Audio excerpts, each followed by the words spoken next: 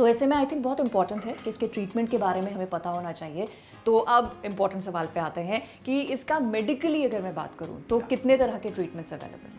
Okay, अगर medically कहा जाए तो दो ही प्रकार के ट्रीटमेंट बेसिकली अवेलेबल है।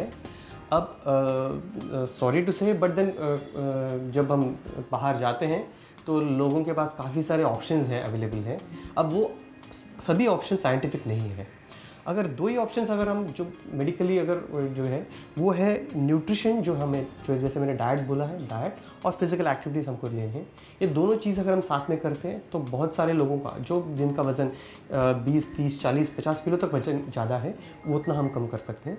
लेकिन जो पेशेंट जिनका वज़न 50 किलो से भी ज़्यादा है और उन्होंने ये पहला प्रयास किया हुआ है, काफ़ी साल प्रयास किया हुआ है और उनको ये ट्रीटमेंट की वजह से या ट्रीटमेंट किसी कारण वजह से वो कर नहीं पाते हैं, जैसे कोई प्रॉब्लम है, हेल्थ की इश्यूज़ हो, जैसे इसकी वजह से वॉक नहीं कर पाते हैं या फिर किसी और वजह से वो डाइट इतनी ज़्यादा दिन कर नहीं पाते, साइकोलॉजिकल प्रॉब्लम है या कुछ है, और ऐसी बीमारी है जैसे 50 किलो वज़न ज़्यादा है जिसकी वजह से उनको सांस की तकलीफ है या फिर कुछ हेल्थ हज़ार्ड्स होने के ज़्यादा चांसेस है, फिर डायबिटीज़ बहुत ही कंट्रोल में नहीं है।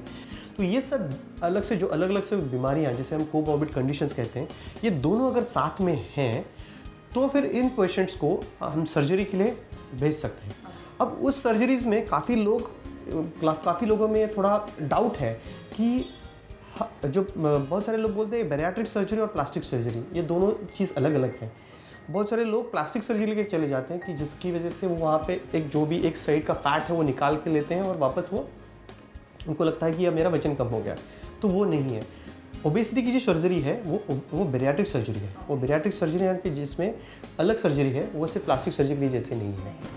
अच्छा, लेकिन ऐसे बहुत सारे लोग भी हैं जो बहुत सारी बीमारियों में, खासतौर से अगर सीनियर सिटीजन्स की बात करूं तो घरेलू नुस्खे जो हैं या घरेलू उपाय वो अपनाते हैं। तो क्या ओबेसिटी के मामले में भी ऐसा कुछ है कि कोई घरेलू नुस्खा काम आ सकता है? या अभी घरेलू नुस्खों में अगर बताया जाए तो बहुत सारे एक शॉर्ट टर्म फ़ायदे हो सकते हैं, मैं बोलता हूँ, लेकिन उसके लिए बहुत ज़्यादा उसके ऊपर डिपेंडेंट नहीं रह सकते।